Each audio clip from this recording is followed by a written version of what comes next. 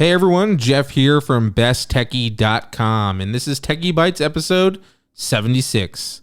So as you would expect, I want to continue to make this podcast even better for all of you. So going forward, what I'm going to be doing is in weeks where we don't have a scheduled guest, I will be dipping into the mailbag and answering questions I should say, from listeners, or I'll talk about topics that are near and dear to me. But today, we got a question in from Doug who wants to know which CMS or content management system is best.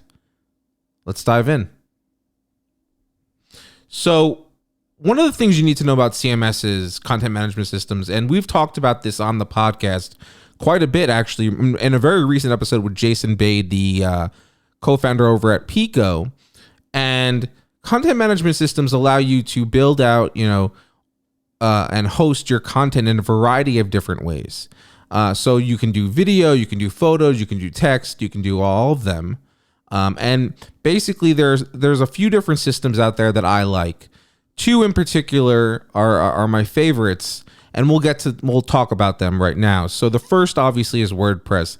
I use WordPress, I would say starting in 2006, to run my website Best Techie. Actually, I used it for a very long time. In fact, I used it up until this past summer when I switched over to Ghost, which we'll talk about next as the next content system we talk about. But in terms of WordPress, it's a free system.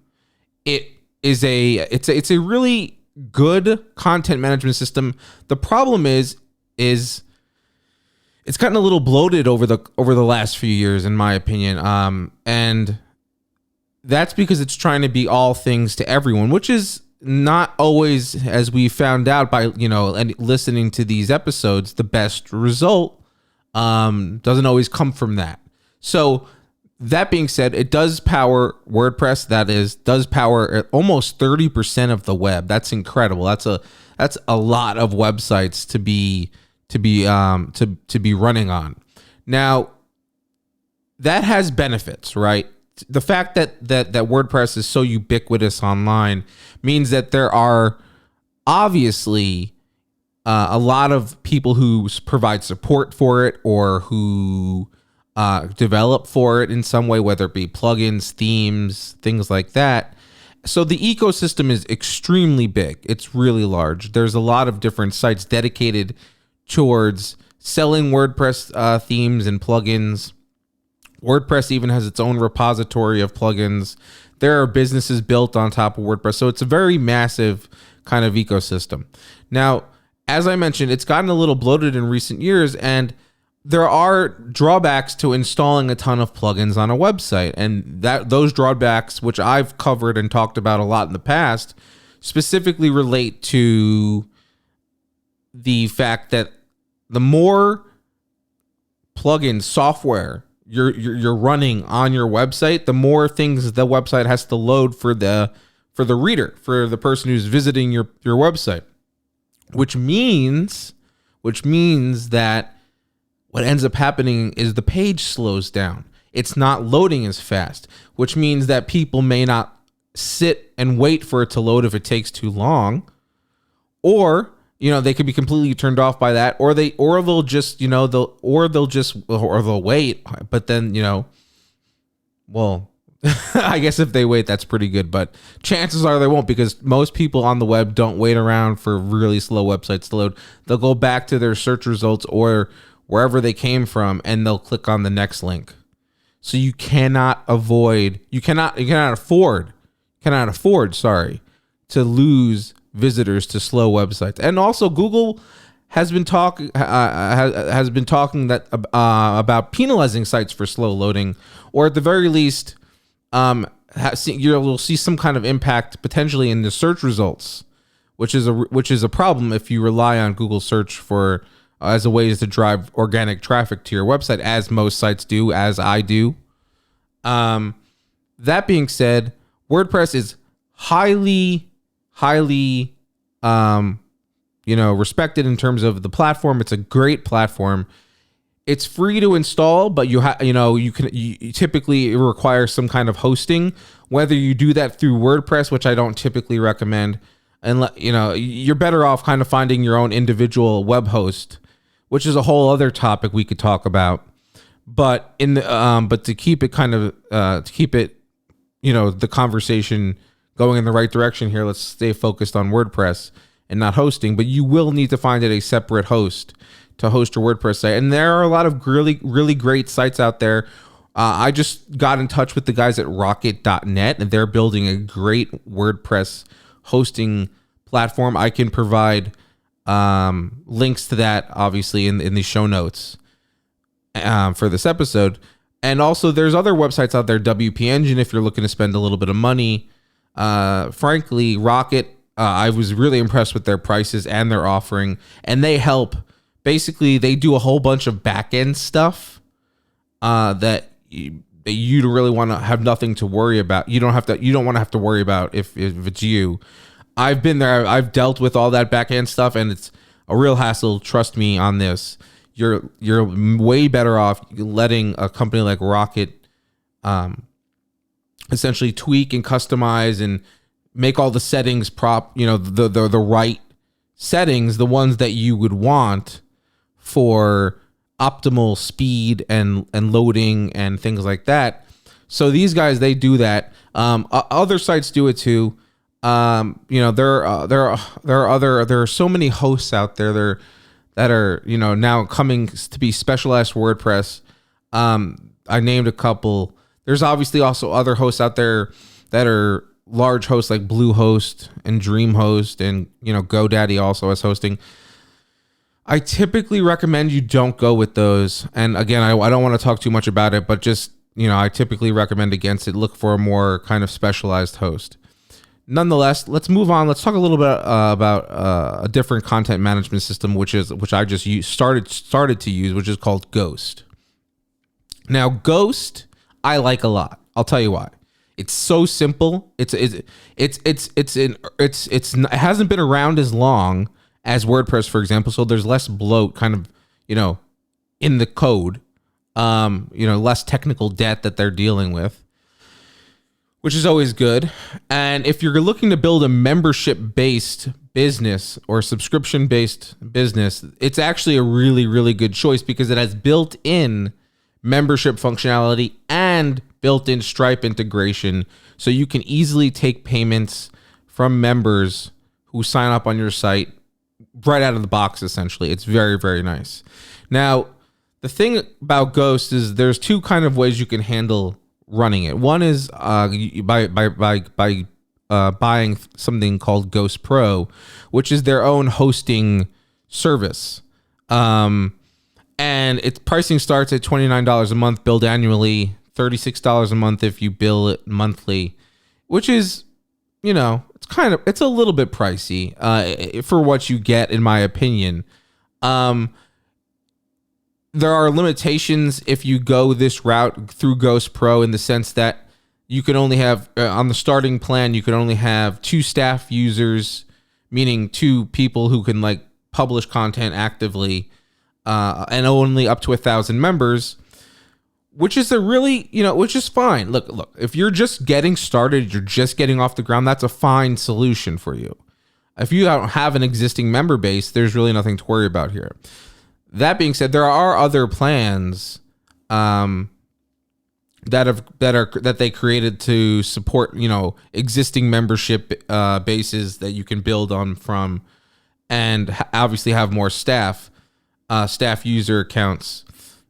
And I should also note that with Ghost Pro you get the support from the Ghost team themselves, and it's really good. The support that they've provided, I've talked to them over a dozen times, I'd say, over the course since the summer, since I started migrating my site. They've always been helpful and always been responsive.